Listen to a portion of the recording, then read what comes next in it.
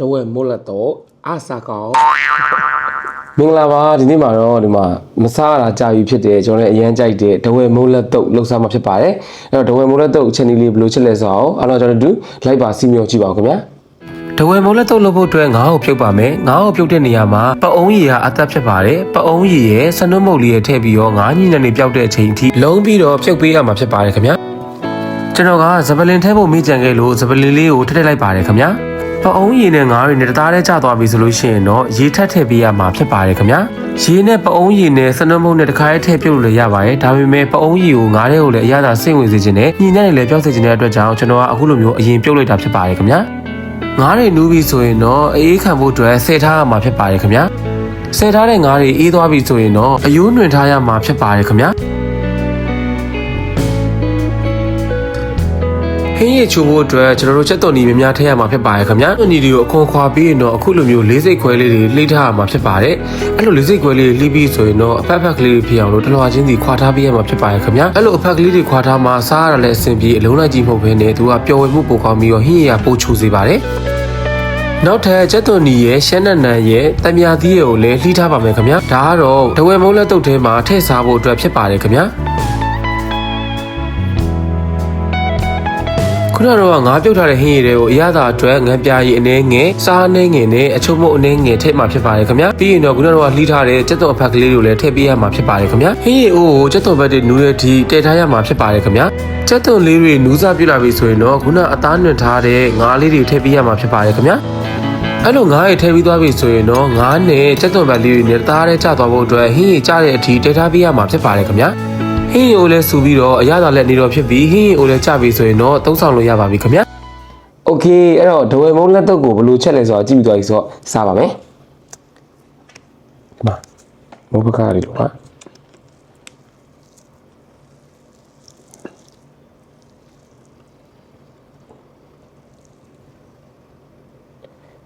ဒီတစ်ခေါက်တော့ငါးဥတွေပိုင်းမပါတော့ဘူးပေါ့နော်တကယ်တော့ငါးဥတို့ပဲပင်ပေါက်တို့စာကလေးခွေတို့အဲ့လိုလည်းထည့်ရတယ်ဒါပေမဲ့ဒီမှာကျတော့အဲ့လိုမျိုးတွေကအစုံမရှိဘူးပေါ့နော်အဲဒါကြောင့်ဒီမှာဒါလေးနဲ့စားမှာဖြစ်ပါတယ်ရှမ်းနံနံရဲ့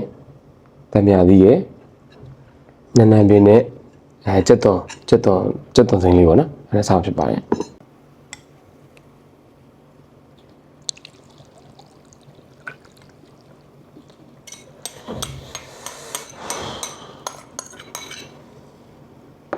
ရှယ်ပဲ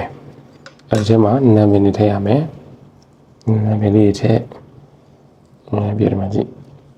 ကျက်သွန်စိမ်းလေးထည့်ပြီးတော့ရှမ်းနံနံလေးနည်းပါထည့်တံမြာသီးကနည်းနည်းပဲညှက်ရပါဘာဖြစ်လို့ဆိုတော့ပအုံးရည်နဲ့ချက်တာဆိုတော့အချင်းတလေးပါပြီးသားပေါ့နော်တံမြာသီးနဲ့ညှက်အဆက်တော့ကနေသီးမုတ်လေးထည့်မှာဖြစ်ပါတယ်ကဲအားလုံးပဲစားပါအောင်ခင်ဗျာโอเคစားပါမယ်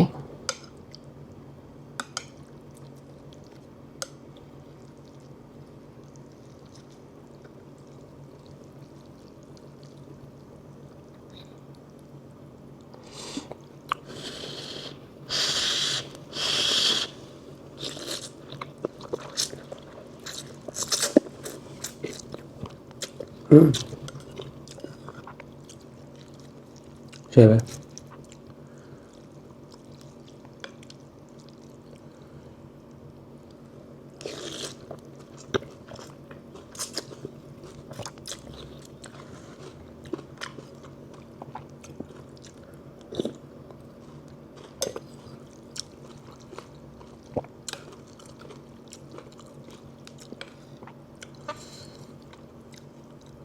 ဘယ်ချိန်မှချက်ရတာအရင်ရိုးရှင်းပြီးတော့မှ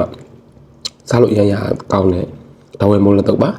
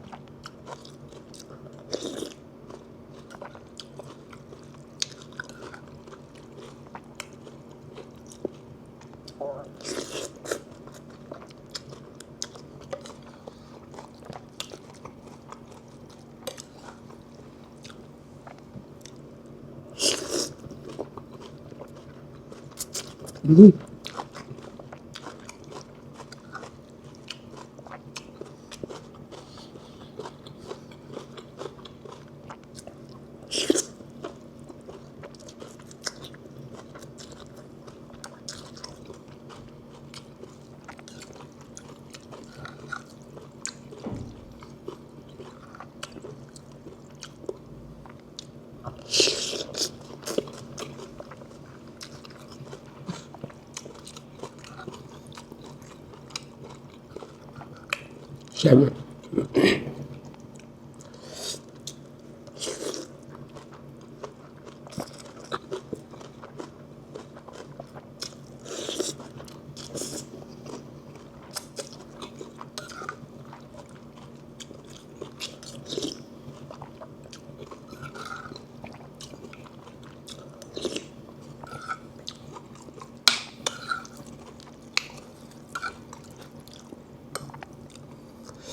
ငါးဘက်ဒီအများကြီးပဲထည့်တာ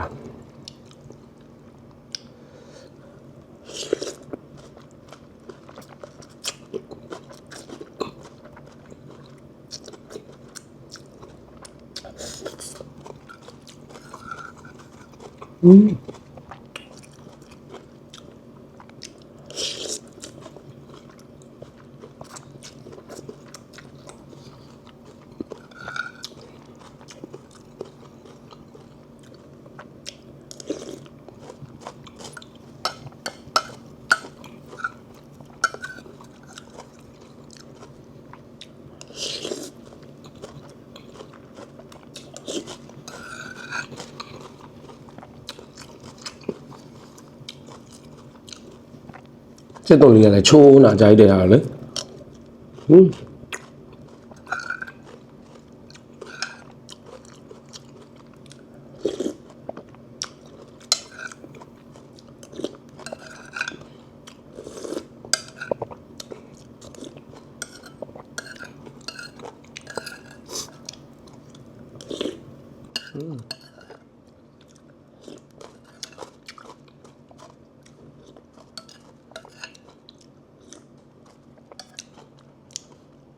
တဝဲမိုးလက်တော့အစာကောင်း